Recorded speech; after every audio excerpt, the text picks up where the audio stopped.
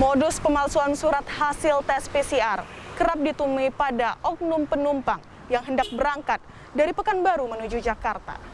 Seolah tak menghiraukan maraknya penyebaran kasus COVID-19, tangan jahil pelaku terus melancarkan aksinya. Lantas, apa motif dari dalang di balik pemalsuan surat hasil tes PCR? Ikuti penelusuran kami. Digelar perkara.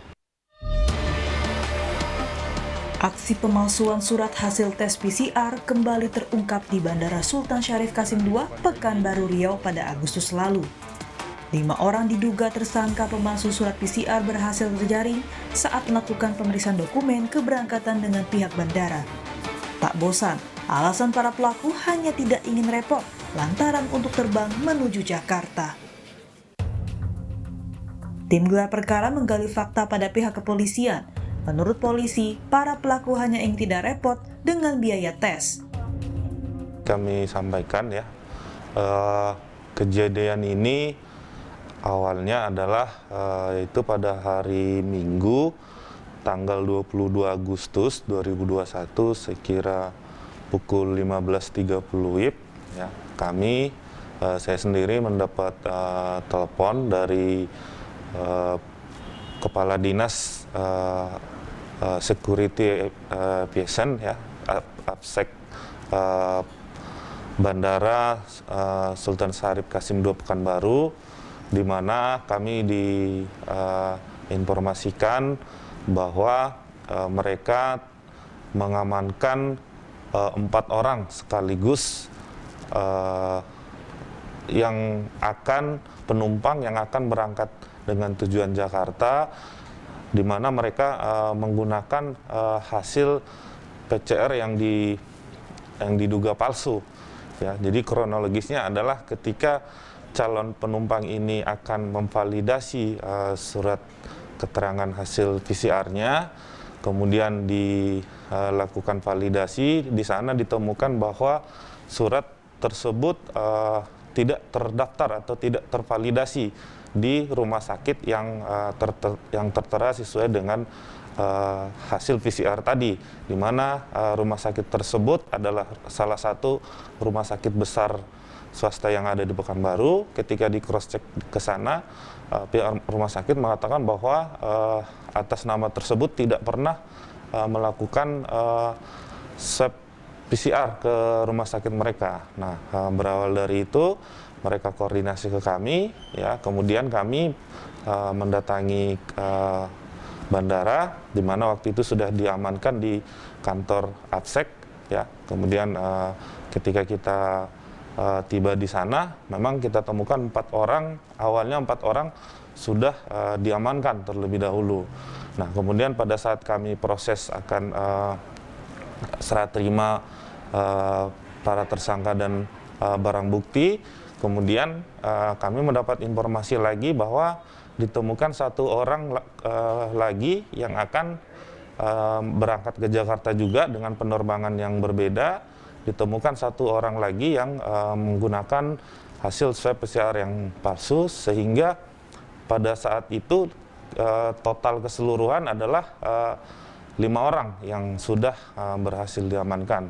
Jadi dari 5 orang ini kan kita bagi ke dalam 3 kejadian ya, karena kelompoknya beda, kemudian tempusnya juga berbeda, di mana yang 4 orang adalah calon penumpang yang akan menggunakan pesawat Citylink, dan yang 1 adalah menggunakan pesawat Batik Air.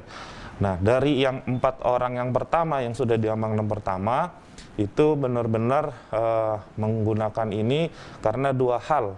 Yang pertama, mereka tidak mau repot, ya, tidak mau repot untuk mengurus hasil swab PCR-nya, tidak mau ke rumah sakit, dan tidak ingin mengeluarkan biaya karena biayanya kan cukup lumayan besar pada saat itu ya, belum ada peraturan pemerintah yang menetapkan harga maksimumnya seperti sekarang 525.000.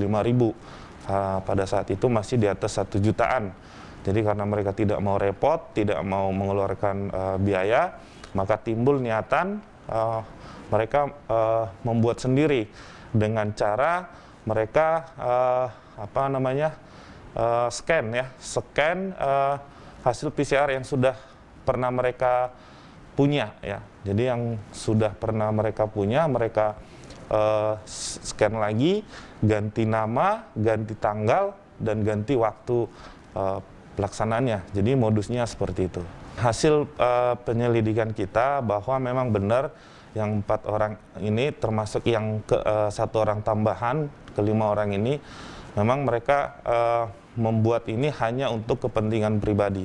Itu hasil penyelidikan kita, sudah kita periksa laptop yang digunakan juga, memang baru sekali itu dia melakukan di laptop itu, kan kelihatan tuh di ininya, recent ininya, berapa kali dia sudah print surat itu, dan memang kita temukan baru sekali, dan memang untuk kepentingan dia sendiri, tidak untuk diperjualbelikan. Dia baru sekali ini yang sudah kita lakukan penyidikan ini baru sekali, dan memang untuk kepentingan berangkat pada saat itu juga. Jadi sesuai ketentuan undang-undang bahwa terhadap mereka ada yang kita terapkan pasal 263 ayat 1, ada juga yang kita terapkan pasal 263 ayat 2. Jadi siapa yang menggunakan itu kita terapkan 263 ayat 1, kemudian yang membuat kita terapkan 263 ayat 1 ayat 1-nya. Yang menggunakan tadi ayat 2, yang membuat ayat 1. Itu ancaman hukumannya sama, yaitu 6 tahun penjara. Menurut pengakuan pelaku, dirinya baru kali ini memasukkan surat PCR. Pelaku juga membantah jika surat palsu ini tidak ia perjualbelikan. Dari kampung saya ke luar kan itu susah, Bu. Karena dia ke pedalaman. Sedangkan saya harus ada berangkat ke Jakarta.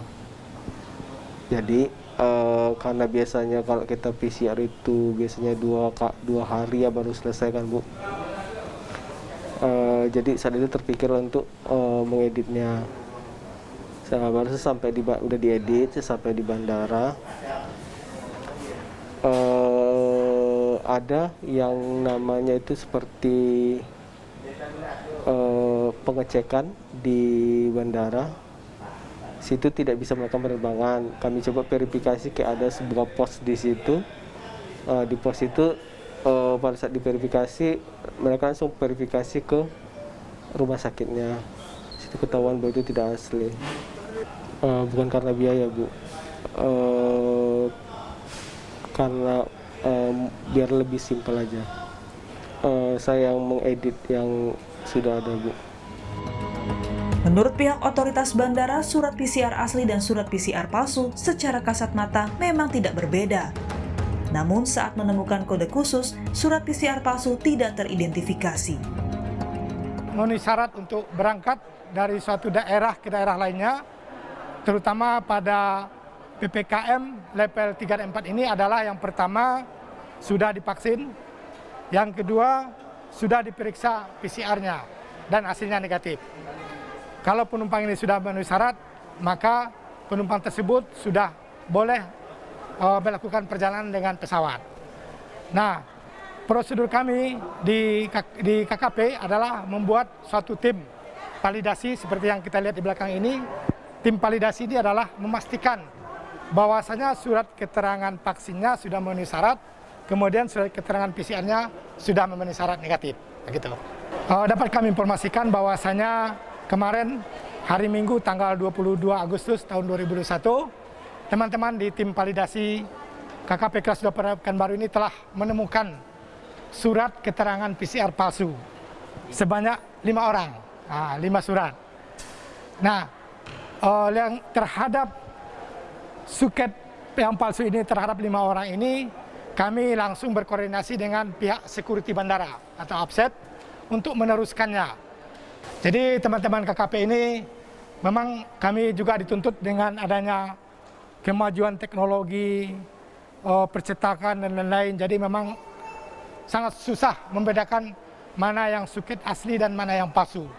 Oleh karena itu kami sepakat di tim validasi membuat suatu grup WA yaitu grup A Laboratorium PCR Bandara.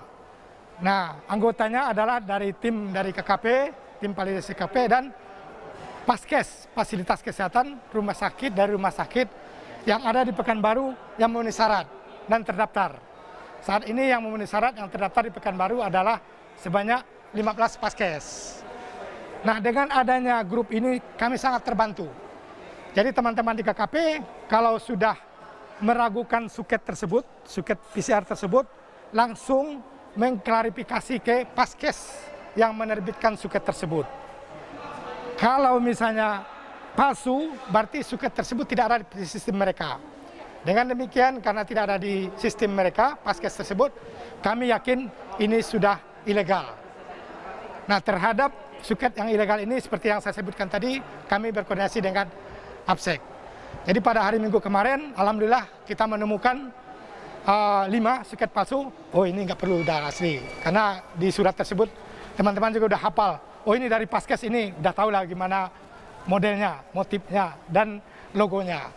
Nah, bagi logo-logo yang percetakannya misalnya agak sedikit kabur-kabur, kurang bagus, berindikasi diragukan, nah ini yang kami klarifikasi ke Paskes tersebut. Tidak ingin ribet dan enggan mengeluarkan biaya menjadi motif para pelaku pemalsu surat hasil PCR. Akibat perbuatannya, para tersangka dikenakan pasal 263 KUHP tentang pemalsuan dokumen dengan ancaman 6 tahun kurungan. Pihak kepolisian juga menghimbau kepada masyarakat untuk jangan mencoba-coba melakukan hal yang serupa, karena ancaman hukuman yang diberikan tidak main-main. Destra Putri, Salino Ardi, Kompas TV, Pekanbaru, Riau.